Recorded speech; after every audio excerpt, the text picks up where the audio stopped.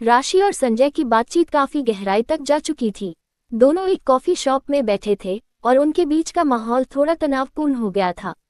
राशि ने अपनी कॉफी का घूंट लिया और संजय की ओर देखते हुए बोली, संजय, मैं समझती हूँ कि तुम मेरी बात को गलत समझ रहे हो। मैंने कभी यह नहीं कहा कि औरतें कमजोर होती हैं या उन्हें प्यार का इजहार करने में डर लगता है। मैं सिर्फ ये कह रही हूँ कि कभी कभी स्थितियाँ ऐसी होती हैं कि हम खुलकर अपनी भावनाओं को व्यक्त नहीं कर पाते। संजय ने गहरी सांस ली और राशि की ओर देखा। उसकी आवाज में थोड़ी चिढ़ थी। राशि, तुम हर बात को इतना जटिल क्यों बना देती हो?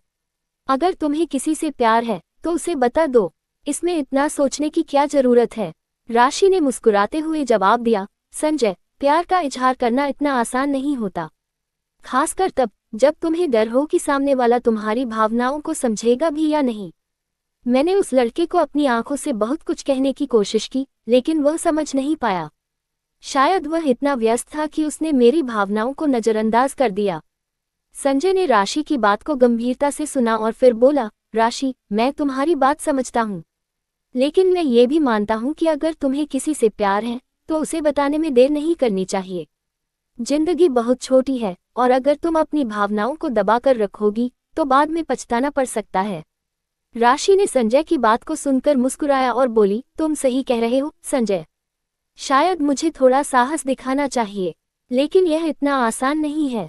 प्यार का इजहार करना एक बड़ा कदम होता है और मैं सिर्फ ये सोचती हूँ कि कहीं मेरी भावनाओं को गलत तरीके से न लिया जाए। संजय ने राशि की ओर देखा और गंभीरता से कहा, राशि, मैं तुम्हारी बात समझता हूँ, लेकिन मैं ये भी जानता हूँ कि अगर तुम अपनी भावनाओं को व्यक्त नहीं करोगी तो तुम्हें कभी पता नहीं चलेगा कि सामने वाला तुम्हारे बारे में क्या सोचता है। जिंदगी में कुछ जोखिम उठाने पड़ते हैं और प्यार भी उनमें से एक है।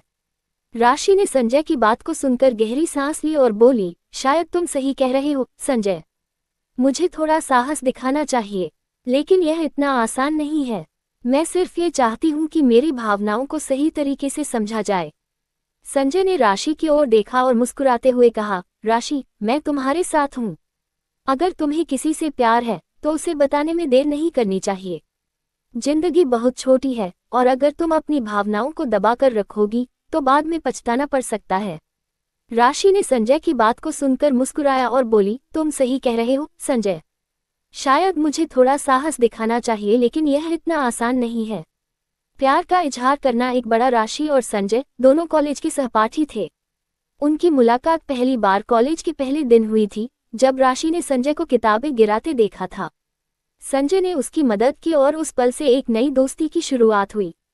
धीरे धीरे उनका ये दोस्ताना रिश्ता गहरे भावनात्मक कनेक्शन में बदल गया। दोनों एक दूसरे की पसंद और नापसंद को जानने लगे और अक्सर एक दूसरे के साथ समय बिताने लगे। 1 साल तक राशि और संजय ने कई मीठी यादें बनाई, कभी कॉलेज कैंपस में साथ चाय पीना, कभी शाम को पार्क में घूमना या फिर सभी दोस्तों के साथ कैंटीन में हंसना मुस्कुराना। ये सब उनकी जिंदगी का एक अहम हिस्सा बन गया। लेकिन एक चीज जो दोनों के बीच हमेशा खटकती रही, वो थी अपने प्यार का इजहार न करना। राशि को संजय की आंखों में एक खास चमक दिखाई देती थी और संजय को राशि के हंसते हुए चेहरे में एक नूर नजर आता था, लेकिन दोनों ने कभी भी अपने दिल की बात नहीं की। शायद डर, देश में या फिर एक दूसरे को खोने का। उस 1 साल के अंदर राशि और संजय के बीच एक अनकही कशिश बन गई थी। वे एक दूसरे की हर छोटी बड़ी बात पर ध्यान देते थे, लेकिन अपने भावनाओं को शब्दों में नहीं बदल सके। अक्सर वे एक दूसरे के साथ समय बिताते, लेकिन उनके बीच एक चुप्पी हमेशा बनी रहती, जैसे कि वे दोनों एक अदृश्य दीवार के पीछे थे। एक दिन जब राशि की फ्लाइट कोहरे के कारण लेट हो गई, दोनों एक कैफे में समय बिताने लगे। ये वह पल था जब राशि ने संजय से कहा, कभी कभी मुझे ऐसा लगता है जैसे हम एक दूसरे को समझते हैं, लेकिन फिर भी हम अपनी भावनाओं का इजहार नहीं कर पाते। संजय ने मुस्कुराते हुए कहा, हाँ, लेकिन शायद यही हमारी कशिश है। उनकी बातों में एक गहराई थी और वे दोनों एक दूसरे की आंखों में खो गए। जब राशि की फ्लाइट आई तो दोनों को एहसास हुआ कि वक्त खत्म हो रहा है। ये पल विशेष था। एक बार फिर से वे अपने दिल की बात नहीं कह पाए, लेकिन दोनों ने अपनी आंखों और मुस्कान से एक दूसरे को समझ लिया।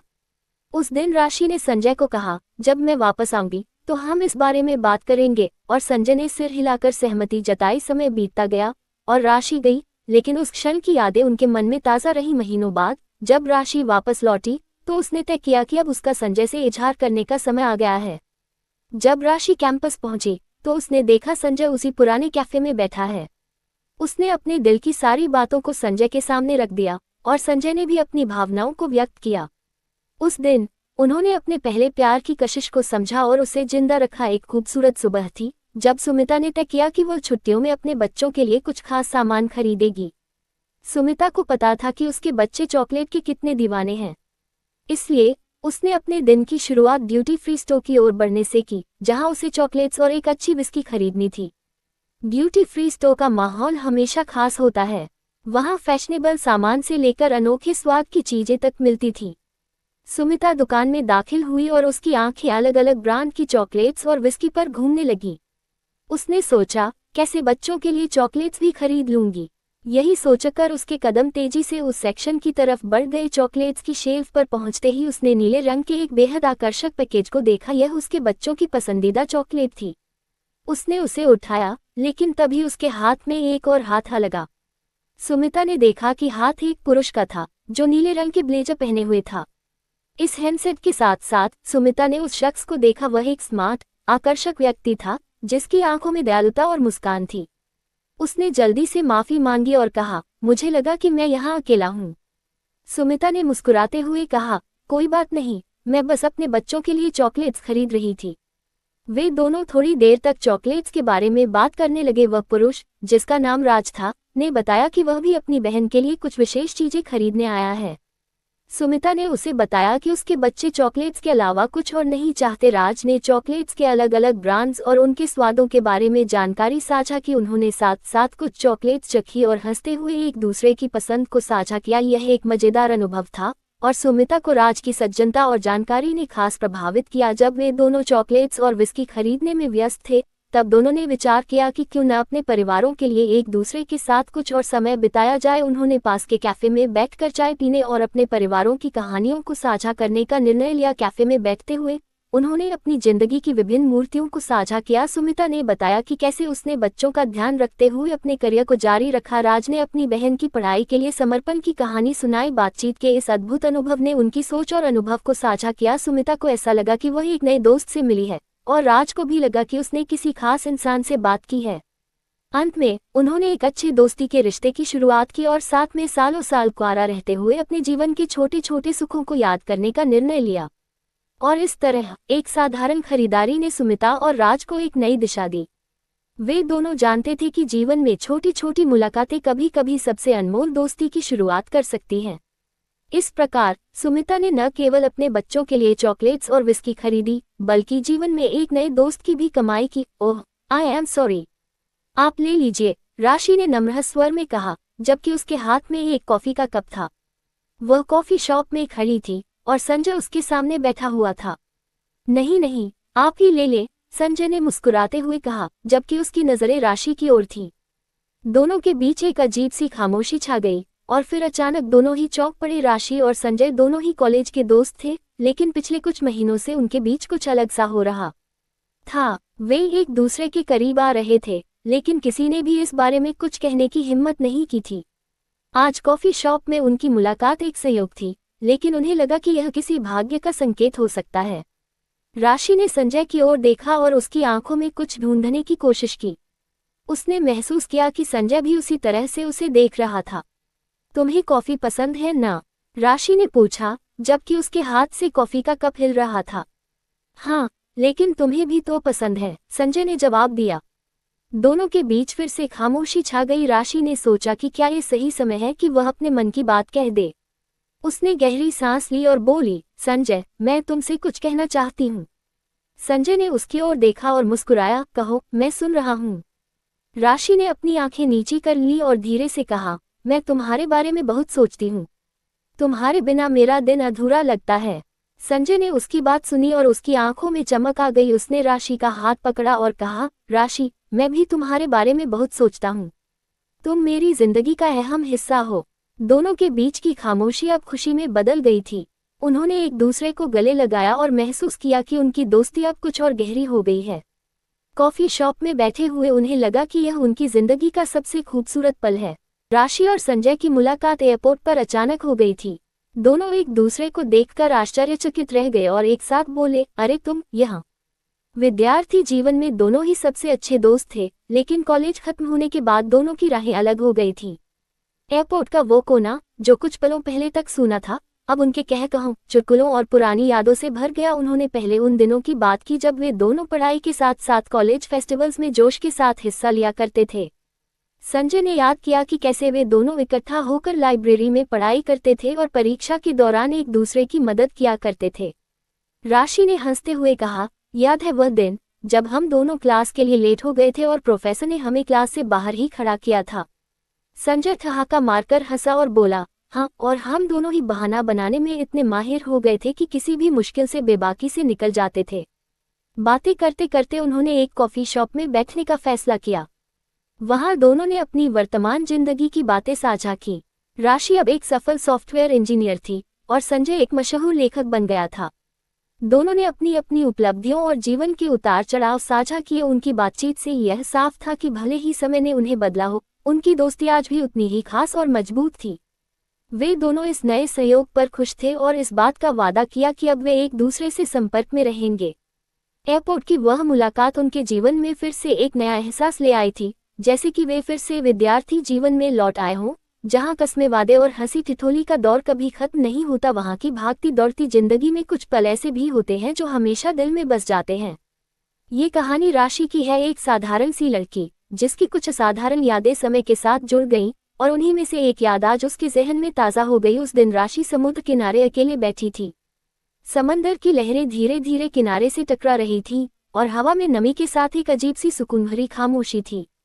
उसने धीरे धीरे अपनी उंगलियों से रेत पर अपना नाम लिखा, राशि। वो मुस्कुरा उठी, जैसे किसी भूली बिसरी याद से मिल रही हो, फिर एक लहर आई और उस नाम को मिटा गई। और बस वही पल उसे वापस खींच लाया सिंघवी सर के घर की ओर। कुछ साल पहले की बात थी। कॉलेज में एक महत्वपूर्ण प्रेजेंटेशन था। पूरी टीम नर्वस थी। सिंघवी सर, जो बहुत ही अनुशासित और सख्त माने जाते थे, उन्होंने सुझाव दिया कि प्रेजेंटेशन की तैयारी उनके घर पर हो।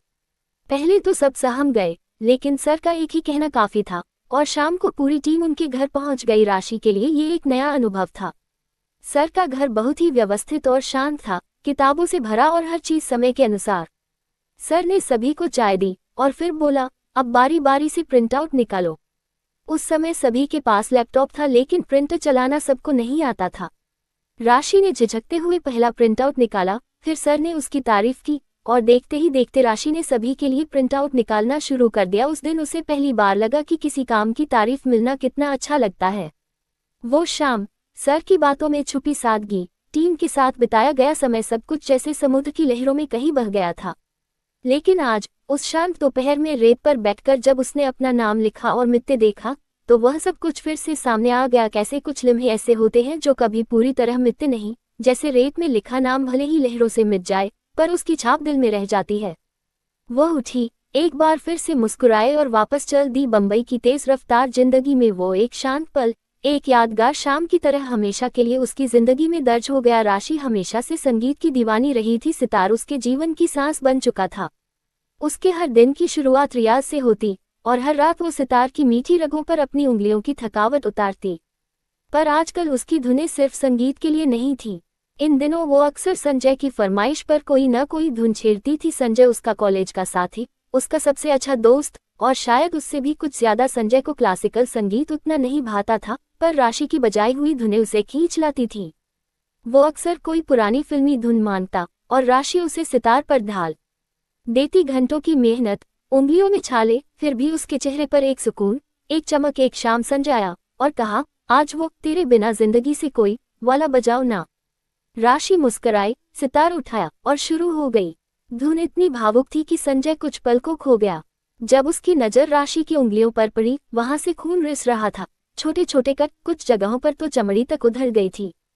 संजय का दिल जैसे कसक गया। वो चुपचाप उठा और उसके पास जाकर बैंडेड निकाला। बिना कुछ कहे बड़ी नरमी से उसके घावों पर पट्टी बांधने लगा। उसके चेहरे पर उदासी साफ झलक रही थी। इतनी तकलीफ क्यों देती हो खुद को? उसने धीमे से पूछा। राशि ने सिर्फ मुस्कुरा कर कहा, क्योंकि तुम्हें पसंद है। उस दिन के बाद से कुछ बदल गया। संजय अब उसके हर रियाज में आता, उसे संभालता, उसके साथ बैठता। और फिर एक दिन राशि कॉलेज नहीं आई। 2 दिन, 3 दिन। जब संजय उसके घर पहुंचा तो राशि बीमार थी, पर फिर भी मुस्कुरा रही थी। तुम्हारे लिए कुछ बनाया है, उसने धीरे से कहा। टेबल पर एक थाली रखी थी, गर्मागर्म गाजर का हलवा और उसके साथ दही बड़े। संजय चौंक गया। तुम्हें बुखार है फिर भी ये सब? राशि ने फिर वही मुस्कान दी। तुमने एक बार कहा था ना कि तुम्हें गाजर का हलवा बहुत पसंद है, और दही बड़े बिना तो तुम्हें मजा ही नहीं आता। संजय कुछ बोल नहीं पाया, उसकी आंखों में नमी थी। वक्त गुजर गया, पर वो पल आज भी संजय के दिल में जस का तस है। न वो धुन भूला है, न वो घायल उंगलियां, न वो मीठा हलवा और न ही राशि। कभी कभी सबसे खूबसूरत धुनें अधूरी रह जाती हैं, पर उनकी गूंज हमेशा दिल में रहती है। सर्दियों की हल्की सी धूप दिल्ली के उस बड़े से मॉल की कांच की छत से छनकर अंदर आ रही थी। छुट्टी का दिन था, लेकिन भीड़ ज्यादा नहीं थी। आर्या किताबों की दीवानी थी, और जब जब मन भटकता वो शहर के उस बड़े बुक स्टोर में चली आती, मानो वहां के पन्नों में उसे सुकून मिलता था। उस दिन भी कुछ ऐसा ही हुआ था। वो मिलन कुंदेरा की किताब ढूंढ रही थी। किताब की जगह याद थी, और जैसे ही उसने हाथ बढ़ाया, किसी और का हाथ भी उसी किताब पर था। आर्या ने चौंक कर देखा, सामने एक युवक खड़ा था। उम्र कोई 28-30 के आसपास, साधारण से कपड़े, पर आंखों में अजीब सी चमक। उन्होंने भी उसी वक्त आर्या को देखा और दोनों कुछ पल के लिए ठिठक गए। आर्या ने हल्की सी मुस्कान के साथ कहा, आप ही ले लीजिए, शायद आपको पहले चाहिए थी। संजय, वो युवक ने मुस्कुराकर किताब की ओर देखा, फिर कहा, नहीं, मुझे लगा शायद आप इस किताब को ज्यादा बेहतर तरीके से समझेंगी। आर्या हंसी, ये तो पहली बार सुना है कि कोई लड़की को देखकर उसकी पढ़ने की समझ का अंदाजा लगा ले। तो चलिए, आप ले लीजिए, वादा रहा, अगली बार जब मिले मैं अपनी पसंदीदा किताब आपको दूंगा। आर्या ने थोड़ा मुस्कुराते हुए कहा, अगर अगली बार मिले तो जरूर। अब दोनों एक कॉफी शॉप में बैठे थे, हाथ में वही किताब थी, और दोनों के बीच एक लंबा साथ गुजर चुका था। बातों ही बातों में संजय ने कहा, तुम्हें याद है हमारी पहली मुलाकात भी इसी तरह हुई थी, दिल्ली मॉल में। दोनों के हाथ इसी तरह एक ही किताब पर पड़े थे। आर्या ने मुस्कुराकर कहा, हाँ, और तब तुम ही ने शिष्टता से कहा था, आप ही ले लीजिए। संजय ने सिर हिलाया, और फिर मैंने अगली मुलाकात का वादा किया था, लेकिन तब मैं नहीं जानता था कि ये मुलाकातें हमारी जिंदगी बन जाएंगी। आर्या की आंखें थोड़ी भीग गईं। उस दिन अगर मैं वो किताब नहीं लेती तो शायद आज ये साथ भी न होता। संजय ने धीरे से उसका हाथ पकड़ा। कभी कभी जिंदगी बस एक किताब से बदल जाती है। दोपहर का समय था। दिल्ली की एक हल्की सर्दी में सूरज की नर्म धूप किसी पुराने उपन्यास की तरह मन को सुकून दे रही थी। रितिका एक कैफे में बैठी कॉफी के कप के साथ सामने दरवाजे की ओर देख रही थी। आज वह किसी खास से मिलने वाली थी, संजय से, जिससे उसकी पहली मुलाकात कुछ महीने पहले एक ऑफिस इवेंट में हुई थी। तब वह एकदम अलग माहौल था।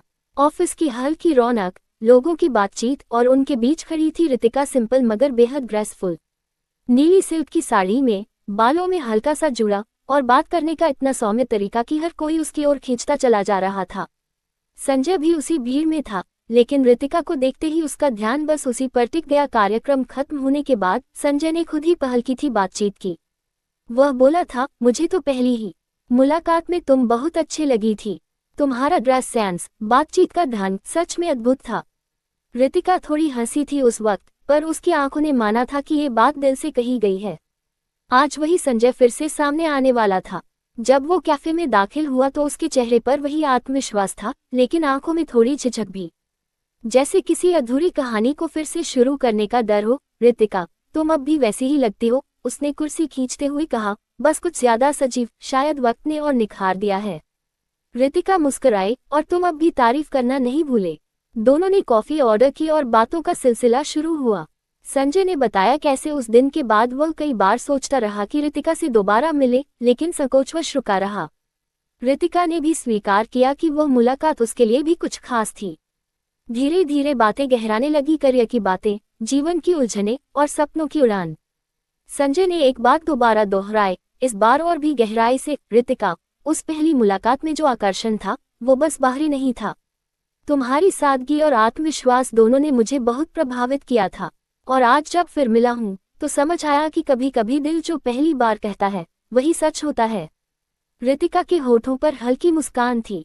कैफे में लोग अब कम हो रहे थे, लेकिन उनकी बातों में जैसे समय थम गया था। बारिश की हल्की फुहारें खिड़की से टकरा रही थीं। कमरे में एक पुरानी कॉफी की खुशबू थी और एक भारी खामोशी जो दो लोगों के बीच पसरी हुई थी, आरव और मीरा। आरव ने कॉफी का कप थामते हुए नजरें मीरा की ओर उठाई और कहा, अगर अच्छी लगी थी तो तुम मेरी हर बात काट क्यों देती थी। मीरा चुप रही। वो खिड़की के बाहर गिरती बूंदों को देखती रही, जैसे उनमें कोई जवाब छुपा हो। फिर उसने धीरे से कहा, और तुम हमेशा मुझसे झगड़े का बहाना ही क्यों ढूंढते रहते थे?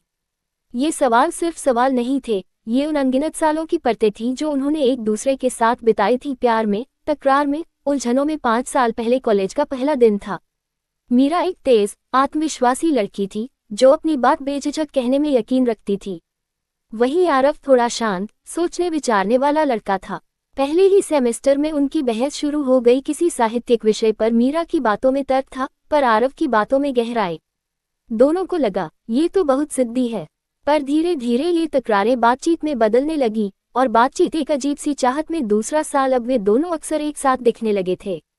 Library, canteen, class projects. Meera की ऊंची आवाज और आरव की शांत मुस्कान जैसे एक ही फ्रेम में फिट होने लगे थे। लेकिन वो आदतें जो पहले आकर्षित करती थी, अब खटकने लगी थी। तुम हर बार क्यों चाहती हो कि सब तुम ही सही हो?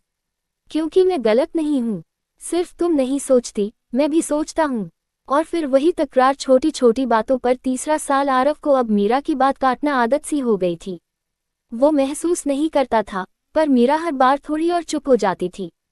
वहीं मीरा अक्सर बात बात में आरव से उलझ जाती थी, जैसे कोई अजीब बेचैनी उसे कचोटती हो। एक दिन मीरा ने कहा, कभी कभी लगता है तुम्हें मेरी फिक्र नहीं है। आरव चुप रहा। क्या वाकई तुम मुझसे प्यार करते हो? आरव ने जवाब नहीं दिया। उस चुप्पी ने दोनों के बीच पहली दरार डाली थी। आज कॉलेज खत्म हुए 3 साल हो चुके हैं।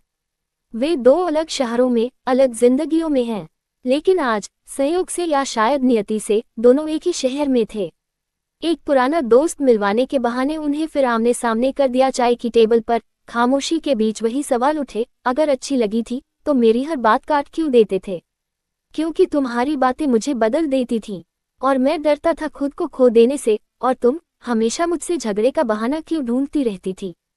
क्योंकि मैं चाहती थी कि तुम मुझे टोक दो, मनाओ, मुझे महसूस कराओ कि मैं तुम्हारे लिए खास हूँ। वे दोनों मुस्कुराए। नहीं, ये वो खुशी वाली मुस्कान नहीं थी। ये वो मुस्कान थी जो समझ से आती है, जब दो लोग आखिरकार एक दूसरे को समझ पाते हैं, लेकिन तब जब देर हो चुकी होती है। अंत बारिश रुक चुकी थी। दोनों उठे। चलूं? मीरा ने पूछा। हाँ, आरव ने कहा, शायद अगली बार हम कम लड़े और ज्यादा सुने। मीरा ने सिर हिलाया, और दोनों अपनी राह चल दिए। कुछ कहानियां पूरी नहीं होती, लेकिन उनमें सच्चाई इतनी होती है कि वो अधूरी रहकर भी दिल में हमेशा जिंदा रहती है। क्या आप चाहेंगे कि मैं इसी पर एक नाट्य रूपांतरण या संवाद आधारित स्क्रिप्ट भी तैयार करूं?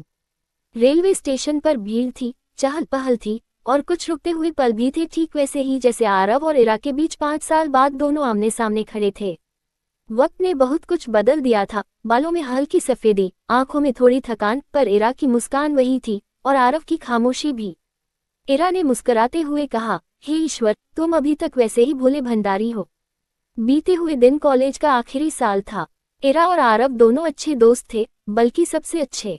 साथ पढ़ते, साथ घूमते, साथ चाय पीते, पर रिश्ते को कोई नाम नहीं दिया गया था। इरा की बातों में चंचलता थी, तो आरव की खामोशी में गहराई। इरा उसे अक्सर चिढ़ाती थी, अच्छा आरव, तुम्हारी जिंदगी में इमोशन है भी या नहीं? आरव मुस्कुरा कर कहता, है ना, पर तुम्हारी तरह नाचते नहीं। वो जानती थी आरव बोलता कम था, लेकिन महसूस बहुत करता था। पर यही तो बात थी, वो कभी कुछ कहता क्यों नहीं था। इरा को उसकी चुप्पी चुभने लगी थी। वो हर बार बहाने ढूंढती कि उसे छेड़े, उसे उकसाए, ताकि वो कुछ कहे। मैं झगड़े का नहीं, बल्कि तुम्हें चिढ़ाने का बहाना ढूंढा करती थी। कभी उसकी बात काटती, कभी गलतफहमी का नाटक करती, सब कुछ बस इसलिए कि आरव कुछ कहे, कोई एहसास जाहिर करे। लेकिन आरव की आदत थी, टॉपिक छेड़ दो तो घंटों बोलते ही जाते थे, और न छेड़ो तो चुप। अपने आप से तो कभी कोई बात तुम्हें सूझती ही नहीं थी। वो समझती थी कि आरव उसे चाहता है। उसकी नजरें, उसकी मौजूदगी, उसका ख्याल सब कुछ बोलता था, सिवाय उसकी जुबान के। एक दिन कॉलेज का आखिरी दिन था। इरा ने तय कर लिया था कि आज नहीं तो कभी नहीं। वो बोली, आरव, अगर मैं चली जाऊं तो क्या तुम मुझे मिस करोगे?